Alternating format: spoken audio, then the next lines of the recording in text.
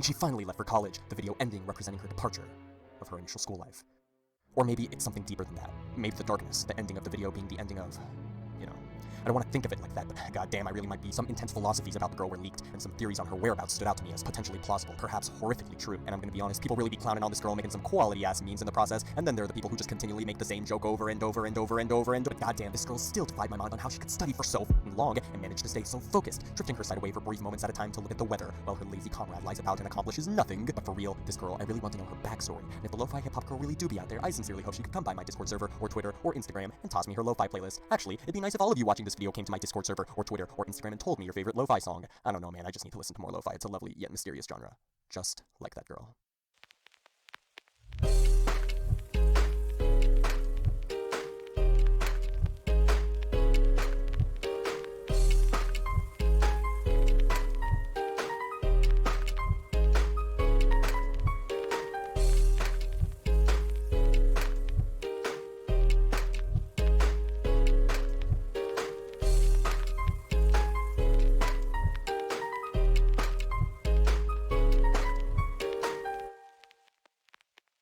Nah, I'm just joshing with you guys, the stream's back up. Back to work, you tiresome weekend student. But yeah, that lo-fi girl, she kinda epic. And you know what else is epic? Licked. Well, Flow Motion, you epic lo-fi loving layover of a human, what in the world is Licked? Well, I'm glad you asked, lovely human. Licked is an on for completely I have a love-hate relationship with studying.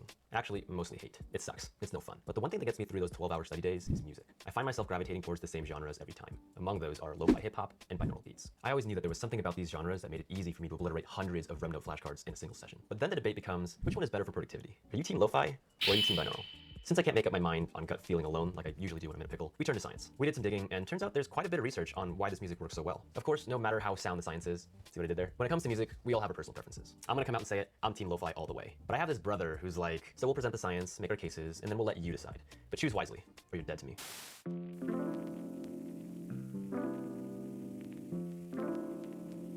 All right, team, let's lo-fi. Lo-fi definitely hasn't been studied as closely, but we can't argue it doesn't work. So here are the two big selling points that I dissected. First is the simplicity. At its core, if I break down a generic lo-fi track, it's not that complicated at all. Throw down a laid-back 70 to 90 BPM-ish groovy drum loop. Slap on a few jazzy-inspired chords on piano or Rhodes. Add a sparse bass line. Top it off with that vinyl crackle or white noise for the old school feel. Maybe a Yoshi or a Mario.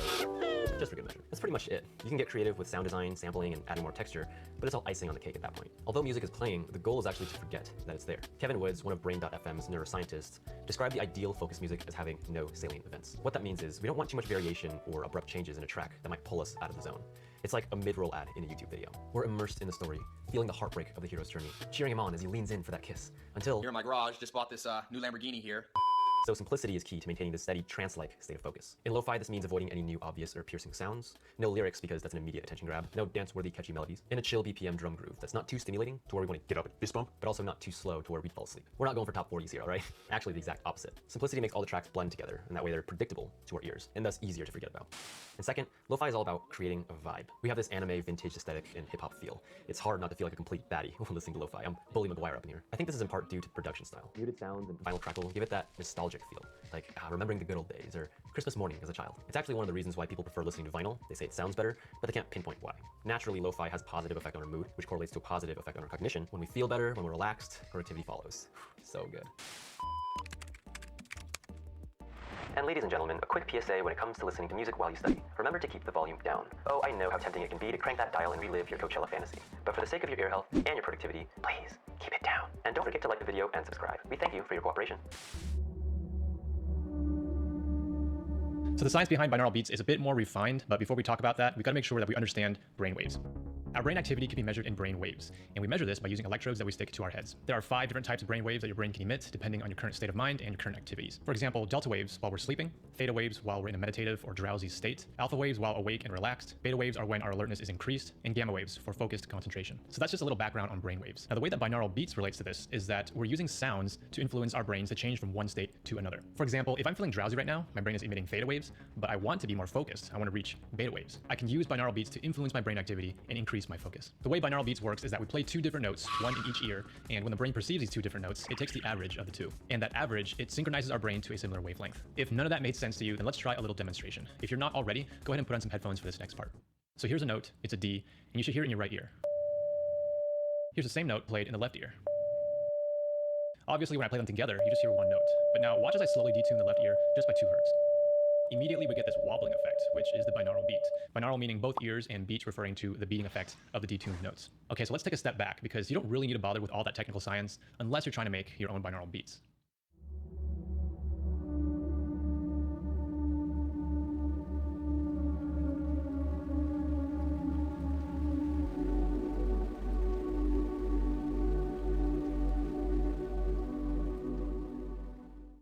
But it's really as easy as just going on Google or YouTube and searching binaural beats for whatever it is that you're trying to achieve. Binaural beats for focus, binaural beats for sleep, binaural beats for meditation. The best research on binaural beats has found that it helps with anxiety and pain control. But for our case, there's also good research on the use of binaural beats to enhance your learning. And by learning, I mean increasing your cognition, focus, and creativity.